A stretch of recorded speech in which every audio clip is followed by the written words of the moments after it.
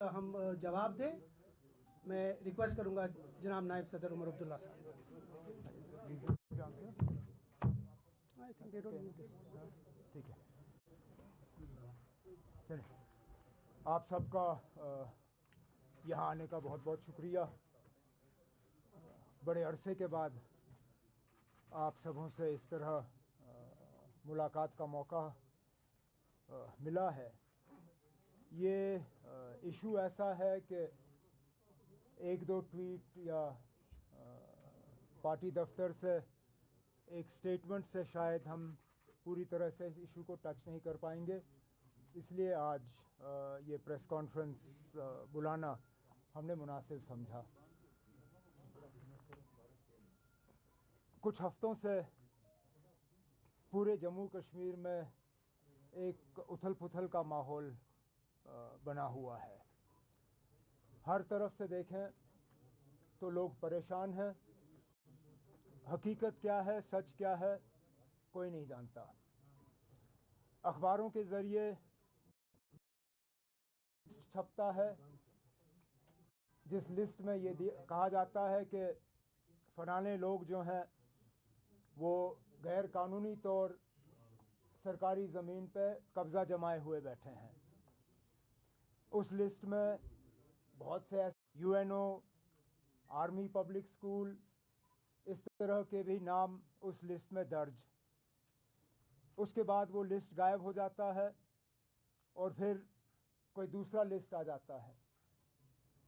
अब हैरानगी की बात यह है कि परसों ही, क्योंकि जैसे मैंने कहा इन लिस्टों के बाद हर कोई परेशान हुआ, मेरी बहन खुद हाई कोर्ट गई, क्योंकि हम जानते थे कि जिस मकान का इस लिस्ट में जिक्र हुआ है गुपकार रोड पे, उसकी लीज अभी भी बाज़ाब्ता इंटैक्ट है और उस लिस्ट पे कई साल एक्सपायर होने में। तो हम ये जानते थे कि हमारा नाम उस लिस्ट में होना ही नहीं चाहिए था, और अगर हमारे साथ ये हुआ है तो फिर बाकियों का भी इसी तरह का हाल होगा। तो मेरी बहन हाई कोर्ट गई। गवर्नमेंट के जो वकील हैं उन्होंने हाई कोर्ट में कहा कि ये लिस्ट जो है ये फर्जी लिस्ट है और ऐसा कोई लिस्ट जो है गवर्नमेंट ने जारी नहीं किया। हालांकि वो लिस्ट जो है मीडिया में खूब खाप चली और सोशल मीडिया पे, व्हाट्सएप वगैरह पे, और जब उनसे पूछा गया कि ये लिस्ट नहीं तो कौन सा लिस्ट, तो वो खामोश रहे। तो इस पे फिर हम मजबूर होते हैं पूछने पे कि पिछले कई दिनों से जो ये बुलडोजर चलाने का सिलसिला चला है ये किस बुनियाद पे हो रहा है। अगर जो लिस्ट फिलहाल पब्लिक डोमेन में है वो फर्जी लिस्ट है और गवर्नमेंट ने खुद हाई कोर्ट में ये कहा कि इन लिस्टों पे इंक्वायरी हो रही है, तो जहां जगह जगह बुलडोजर भेजे जा रहे हैं वो किस बुनियाद पे? अगर कोई लिस्ट है जो कि गवर्नमेंट लिस्ट जेन्युइन मानती है, जब गवर्नमेंट कहती है कि ये लिस्ट सही है, तो वो लिस्ट पब्लिक, क्योंकि जहां ये लोग बुलडोजर लेके जा रहे हैं वहां कोई कागजी कार्रवाई नहीं हो रही है। मैं अपने रिश्तेदारों का मिसाल आपको दे सकता हूं। जब ये नीडोज गए वहां अपना बुलडोजर लेके, जिसमें आप सबों को पहले बताया गया, वहां जो रहने वाले लोग थे उनको पता नहीं, अफसर ने कागज देखने से इनकार किया, कहा मुझ पे प्रेशर है, मुझे कुछ करना है, और फिर उन्होंने अपना बुलडोजर। और ये एक जगह नहीं, ये कई जगहों से ये खबरें आ रही हैं। हमारे भी फोन काफी बजे जिसमें लोगों ने हमें कहा जनाब ये मेरी मलकियती जमीन है, मेरे पास इस जमीन के कागज हैं, लेकिन हुकूमत वाले आए और उन्होंने हमारी जमीन जो है उसमें उन्होंने वहां पे बुलडोजर चलाया, नहीं कोई नोटिस नहीं। तो फिर कहां? क्या कानून नाम की कोई चीज नहीं? कोई प्रोसीजर नाम का कोई चीज नहीं? क्या ये हुकूमत का फर्ज नहीं बनता कि वो पहले नोटिस इशू करें और रिटर्न में नोटिस इशू करें? नोटिस जो है सिर्फ जबानी नहीं होता, नोटिस का जो है रिसीप्ट आपको हासिल करना होगा। अब अगर हुकूमत कहती है कि सागर साहब को उन्होंने 3 महीने पहले नोटिस दी, तो मेहरबानी करके उस नोटिस का रिसीट दे दीजिए, हमें दिखाइए कि आपने नोटिस दिया। और यहां तक भी क्या ये हमने कानून को देखा, या यहां पे एक लॉलेस सोसाइटी हम कायम कर रहे हैं, जहां जिसकी लाठी उसकी भैंस, जहां आप चाहें अपना बुलडोजर लें, मीडिया को आप साथ चलाइए और उसके बाद कोई सवाल ना करे। सबको डराया धमकाया हुआ है कि आप सब सही हैं, कि ये अब एक करप्शन,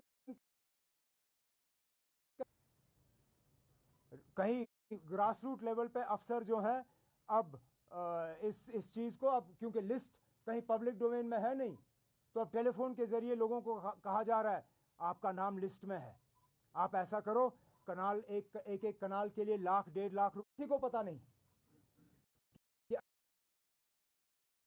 और प्रोसीजर क्या है। इसलिए हम अपने तरफ से आज गवर्नमेंट से ये कहना चाहते हैं कि ये जो सबको डराने का, धमकाने का और परेशान करने का एक मुहिम चलाया जा रहा है, इसको मेहरबानी करके रोक दीजिए। हम में से कोई इस उनको की जाए, लेकिन रोकने का भी एक तरीका होता है, डराने धमकाने से नहीं। बुलडोजर जो है आपका पहला कदम नहीं होना चाहिए, बुलडोजर आपका आखिरी कदम होना चाहिए। इसलिए हम हुकूमत से आज कहना चाहते हैं कि फिलहाल ये बुलडोजर भेजने का आप सिलसिला रोक दीजिए। हमने वेरिफिकेशन की है, ये लिस्ट जो है हम कहते हैं कि फलाने लोग जो है वो गैर कानूनी तौर जो है सरकारी जमीन पे कब्जा जमाए हुए बैठे हैं। उसके बाद जिन लोगों के नाम उन लिस्टों में दर्ज हैं, उनको कम से कम आप 4 से, जिन लोगों के पास अपनी वो कब्जे की जमीन के कागज नहीं हैं या वो क्लेम नहीं कर सकते हैं, उसके बाद ये सारा प्रोसेस करने से उनको नोटिस निकालिए और उनसे कहिए कि ये तमाम तहकीकात करने के बाद आप इस फलाने जमीन के प्लॉट पे जो है गैर कानूनी तौर बैठे हैं। फिर उनको मौका दे दीजिए कि वो खुद अपनी मर्जी से वो जमीन का हिस्सा छोड़े या उसको रेगुलराइज करें। किसी स्कीम का हीरो बने हुए लोगों की मुसीबत और मुश्किलात को देखते हुए, ये सही बात नहीं है। आज कोई जम्मू कश्मीर में सिलसिले को देख के परेशान नहीं है, और गवर्नमेंट का काम लोगों को परेशान करना नहीं है। गवर्नमेंट का काम है लोगों को राहत पहुंचाना, लोगों के जख्मों पे मरहम करना। मैं फिर ये दोहराना चाहता हूं कि हम गैर कानूनी तौर जमीन, सरकारी जमीन गुजारिश करेंगे कि जहां पे आपके कागजात हैं आप गवर्नमेंट को सबमिट करिए और अपना नाम इस लिस्ट से निकालिए। जिस तरह मेरी बहन ने पिछले दिनों हाई कोर्ट का इस्तेमाल किया, हर कोई कोर्ट पहुंच नहीं सकता, लेकिन अगर गवर्नमेंट ये तरीका जो है ये अडॉप्ट करे तो मुझे लगता है काफी लोगों को इससे जो है राहत मिल सकती है। और एक स्कीम जैसी बाकी जगहों पे हमने दिल्ली में भी देखा, जहां पे पूरी कॉलोनियां जो है वो रेगुलराइज की गई हैं, यहां पे भी एक ऐसा स्कीम होना चाहिए।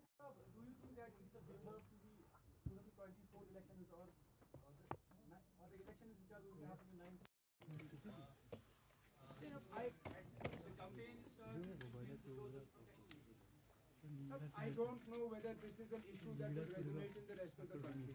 ये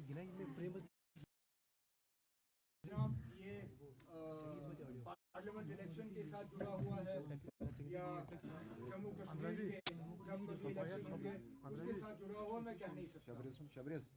इतना तो मैं जरूर कहूँगा कि अगर इनका मकसद ये था कि लोगों को राहत पहुंचाए। जिस तरह से आरोप लगे हैं कि भाजपा अपने लोगों को हाथ नहीं लगा रही, क्या आपको लग रहा है कि जम्मू में भी जो है एक स्पेसिफिक कम्युनिटी को जो है टारगेट किया जा रहा है?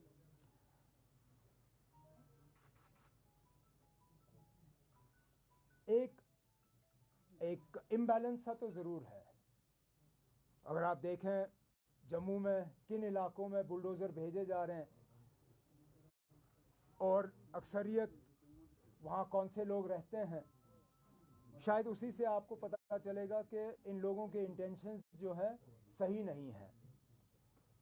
एक कैलकुलेटेड डिज़ाइन के तहत यहाँ के भाईचारे को और यहाँ की यूनिटी को जो है जख्म पहुंचाने की कोशिश की जा रही है। और वो सारा कुछ तो आपके सामने है। उमर साहब, जिस तरह आपने खुद अखाता किया कि जो प्रोसेस अपनाया जा रहा है according to you which is illegal, तो इस चीज़ को मद्देनजर रखते हुए और एक रेस्पॉन्सिबल पॉलिटिशियन जम्मू कश्मीर के होने के नाते क्या आपने ये मसला एलजी के साथ टेकअप किया? अगर एलजी से कुछ बन नहीं पड़ा तो नहीं ना, एलजी से हमने पार्टी मेल करके पीएमओ के ऑफिस से भी नहीं ना, हमने कोई फ़ायदा ही नहीं। हमने जब इससे पहले कभी एलजी से कोई बात करने की कोशिश की तो हमें कोई रिस्पॉन्स वहाँ से मिला नहीं। ऐसे इम्पोर्टेंट इश्यूज़ जिनमें कि माइनॉरिटी टारगेटिंग, उस पर भी जब फारूक साहब ने एलजी साहब से गुजारिश की कि मीटिंग बुलाएं और उस पर बात करें, कोई वहाँ से रिस्पॉन्स नहीं आया। तो जब एक दो बार दरवाज़ा खटखटाया जाता है और उसका कोई फ़ायदा नहीं मिलता, तीसरी बार खटखटाने का कोई फ़ायदा नहीं ना, तो हमने सोचा कि सीधा हम प्रेस के ज़रिए ही ये बात वहाँ पर ले जाएं। इससे पहले हमने इंतज़ार किया था कि शायद पार्लियामेंट में अगर कोई कार्रवाई होगी तो हमारे मेंबर पार्लियामेंट हज़रात जो हैं पार्लियामेंट में इस इशू को उठाएंगे। इसलिए मैंने 2-4 दिन इंतज़ार किया ये प्रेस कॉन्फ्रेंस बुलाने से पहले, लेकिन पार्लियामेंट में भी कोई कार्रवाई दिख नहीं रही है। अब कब तक हम पार्लियामेंट का इंतज़ार करेंगे और कब हमारे मेंबर को वहाँ मौका मिलेगा और कब वहाँ पे सुनवाई होगी? तो वो प्रोसेस तो चलेगा, वो चैनल भी हम इस्तेमाल करेंगे, लेकिन ये ऐसा इशू है, इसको जितनी जल्दी गवर्नमेंट इस पर रिस्पॉन्स करे उतना बेहतर है। तो हमने सोचा तरीका यही अच्छा होगा कि हम पब्लिक डोमेन में ही इसको डाल दें। पीरज़ादा आशिक, आपने कहा कि गवर्नमेंट को चाहिए कि इस बुलडोजर को रोका जाए, बट चीफ सेक्रेटरी के स्टेटमेंट्स को सामने रखते उन्होंने कहा कि कोर्ट का दरवाजा खुला है, कोई भी जा सकता है, बट बुलडोजर जो है नहीं रुकेगा और लैंड को इविक्ट करना ही है। तो उस स्टेटमेंट को आप कैसे देखेंगे? गलत स्टेटमेंट है ना। बुलडोजर किसी भी हुकूमत का फर्स्ट रिस्पॉन्स नहीं हो सकता है। मैं आपसे पहले ही कह रहा हूं, किस बुनियाद पे चीफ सेक्रेटरी साहब बुलडोजर भेज रहे हैं? जब खुद हाई कोर्ट में उन्होंने माना कि फिलहाल अभी तक जो लिस्टें आई हैं वो गलत हैं, वो फेक हैं, तो जेन्युइन लिस्ट किसके पास है? सिर्फ चीफ सेक्रेटरी के पास। क्या आप और मुझे कोई हक नहीं है जानने के लिए कि हमारा नाम किसी लिस्ट में है या नहीं है? क्या हम सिर्फ उस वक्त का इंतजार करेंगे कब ये हमारा गेट तोड़ेंगे और बुलडोजर लेके अंदर घुसेंगे? क्या आपको नोटिस नहीं मिलना चाहिए? क्या मुझे नोटिस नहीं मिलना चाहिए? अब आखिरकार ये चीफ सेक्रेटरी साहब जानते हैं कि हर कोई हाई कोर्ट नहीं पहुंच सकता। वहां वैसे भी हमारे कोर्ट्स जो है वो ओवरलोडेड हैं, बहुत कम मौका मिलता है वहां सुनवाई हासिल करने का। तरीका ये है ना कि आप प्रोसीजर अडॉप्ट करिए। जिस लिस्ट के बुनियाद पे आप लोगों के घरों पे बुलडोजर भेज रहे हैं, उस लिस्ट को पहले पब्लिक डोमेन में डालिए और लोगों को एक मौका दे दीजिए कि वो अपने कागज लेके आपके पास गवर्नमेंट में आए। कोई आपसे ये नहीं कह रहे कि आप कभी बुलडोजर मत चलाओ। हम आपसे ये कह रहे हैं कि कम से कम ऐसे बहुत सारे लोग हैं जिनके पास कागज हैं और जिनको वो कागज सामने पेश करने का मौका नहीं मिल रहा है। जैसे नीडोज में जो हुआ, जब अफसर वहां खड़ा था, आप लोग वहां गवाह थे, वो अफसर के पास जाते रहे कि अब हमारे कागज देखो, कागज देखो, कागज देखो। उन्होंने कहा नहीं, हमें ऊपर से प्रेशर है, हमें कुछ करना है। अरे किस चीज का प्रेशर? कागज देखिए ना। Not if there is no legitimate claim, give them a chance to go. If not, then use the bulldozer. Bulldozer should be a measure of last resort, not the first option. Pirzada Ashique, How should you see these kind of statements that only poor will be spared and फिल्मों में जो आप मूर्ति देखते हो ना, जिसमें वो तराजू पकड़ के होते हैं, आंखें खुली हैं या बंद? जहां तक मुझे पता है आंखों पे पट्टी बांधी है, ये दिखाने के लिए कि कानून जो है वो भेदभाव नहीं करती, कानून में फर्क नहीं है।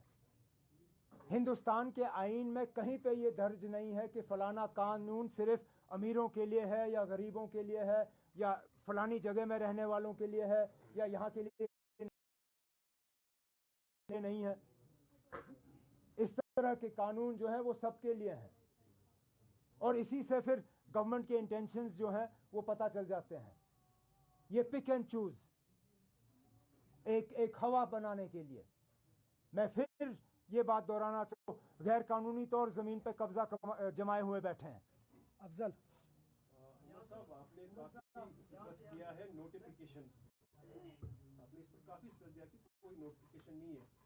कल को अगर गवर्नमेंट नोटिफिकेशन इशू करती है जहां पे जिन लोगों ने गलत किया है, उस पर आपका रिएक्शन क्या होगा? दूसरा कि जो क्या आपको इसमें कई जगह दिखाई तो नहीं देता, इसमें जो लैंड टू टिलर का जो बात होती है उसमें शेर कश्मीर का जमाना याद आ रहा है, उसमें ज्यादा भी बोला जा रहा है कि जो काश्तराया वगैरह है वो काफी तादाद में है कश्मीर एज कम्पेयर टू जो शहरी श्रीनगर है, ज्यादा तो वही था लैंड टिलर, वो मसला वहीं पे चल रहा है।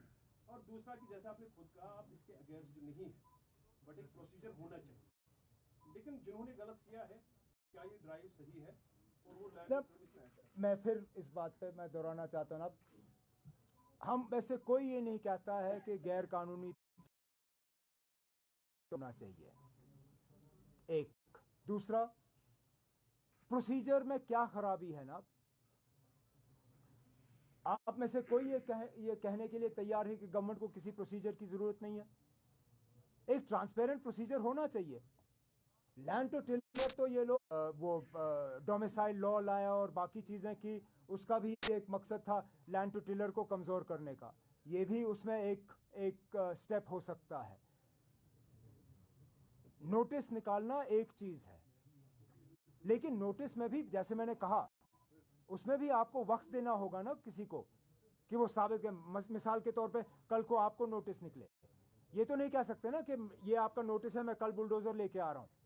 इनको ये कहना होगा ना, ये आपका नोटिस है, कानून के तहत आपको इतने दिन दिए जा रहे हैं, अगर आपके पास एक लेजिटिमेट क्लेम है इस जमीन का, वो क्लेम आप सबमिट करिए, हम इसको वेरीफाई कर लेंगे। वही हम आपसे कह रहे हैं। उमर साहब यहाँ से भी गवर्नमेंट ने यहाँ पे लॉज नहीं और या कोई गवर्नमेंट का ऑर्डर या सर्कुलर जारी हुआ, उस पर वक्तन फौक्तन नेशनल कॉन्फ्रेंस ने, पीडीपी ने या बाकी जमातों ने, बीजेपी या गवर्नमेंट को अपोज किया, ट्विटर के जरिए आपने एहतजाज किया और प्रेस कॉन्फ्रेंसेस के जरिए, लेकिन आप खिलाफ इस स्थिति का एहतजाज करते हैं। जब हम एहतजाज इश्यूज पे करते हैं, हाईलाइट करते हैं और उन पे एक गवर्नमेंट से जो है एक या तो कदम एक्सपेक्ट करते हैं या उसका इलाज हम एक्सपेक्ट करते हैं। कई कई जगहों पे जहाँ पे गलत लिस्टें निकली रिक्रूटमेंट की, उस इशू को हाईलाइट किया गया, गवर्नमेंट ने उसको दुरुस्त करने के लिए कदम उठाए। कुछ और ऐसी इश्यूज आए जिस पे हमने आवाज़ उठाई, गवर्नमेंट ने करेक्टिव स्टेप्स लिए। आज जो इशू हम लेके यहाँ आपके सामने बैठे हैं, इस उम्मीद के साथ कि इस पे भी कुछ करेक्टिव मेजर्स होंगे, नहीं होंगे तो हम अपना अगला कदम जो है वो हम उस पर गौर करके ले लेंगे। जहाँ तक आपने बड़े इशू 5 अगस्त की बात छेड़ी, हमने हमेशा आपसे कहा ना हमारी लड़ाई कौन सी है। हमने कहा it is a constitutional, it is a peaceful, it is a legal and it is a political fight that will continue. आप फार्मर्स की बात हमेशा छेड़ते हो। मुझे बताइए ना, किस पॉलिटिकल पार्टी ने फार्मर का एजिटेशन शुरू किया? किसी पॉलिटिकल पार्टी ने नहीं, वो फार्मर्स ने खुद किया। इट हैड नो, यहां तक के फार्मर्स ने वहां पॉलिटिकल पार्टीज को आने की इजाजत भी नहीं दी। तो आप ये नहीं कह सकते हो ना आपके फार्मर एजिटेशन किसी पॉलिटिकल पार्टी का एजिटेशन था, वो खुद किया। यहाँ के लोग भी जिस दिन चाहे ना वो भी फार्मर्स की तरह एजिटेशन कर सकते हैं और हमें उस एजिटेशन में आने से रोक सकते हैं।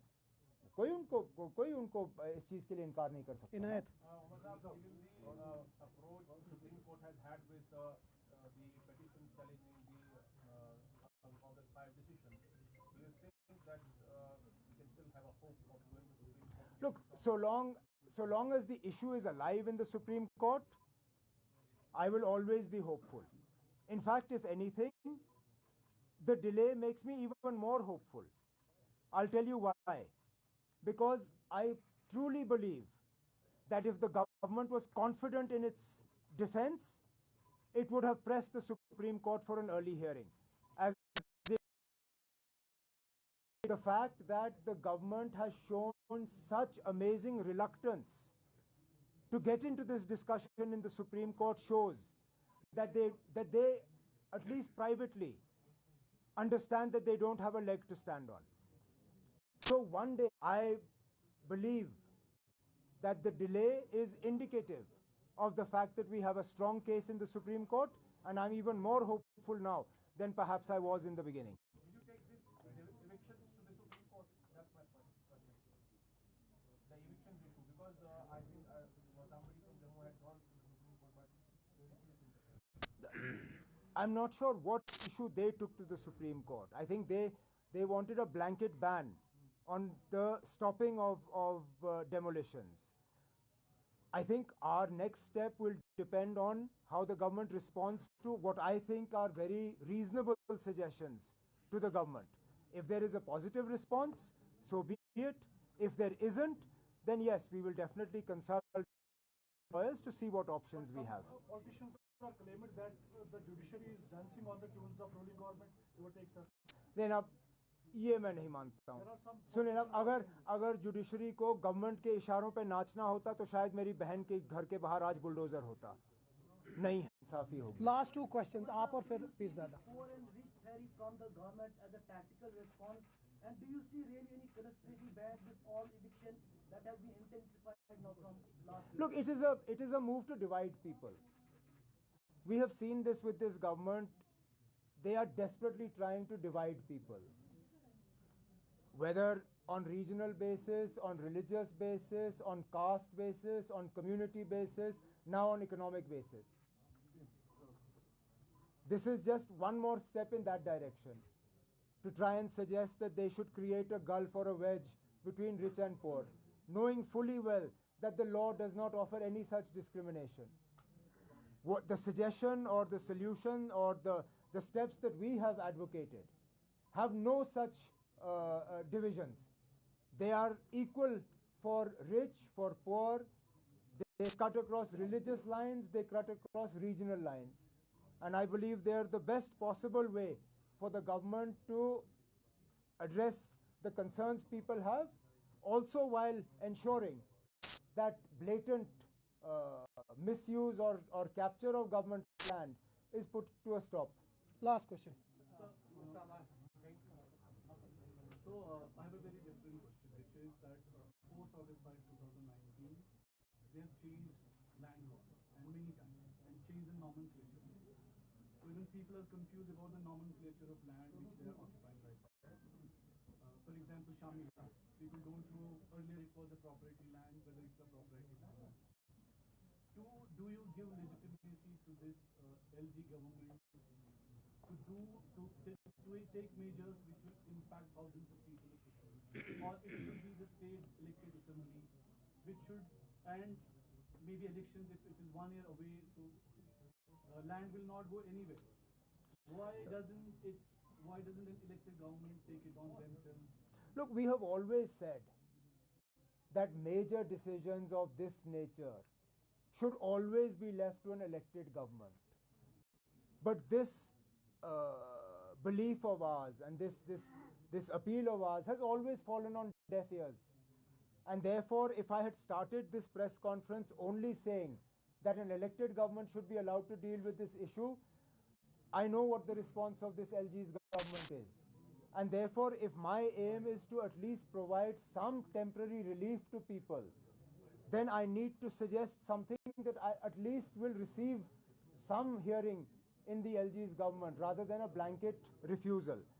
As to the other things that you have talked about, including changes of nomenclature, land laws and things like that, I have always been a firm believer that the solution to all that lies in the post-election scenario, when Jammu and Kashmir, as per the commitment of the Prime Minister and the Home Minister, is restored full, unadulterated statehood, wherein we can review all these decisions taken by the Lieutenant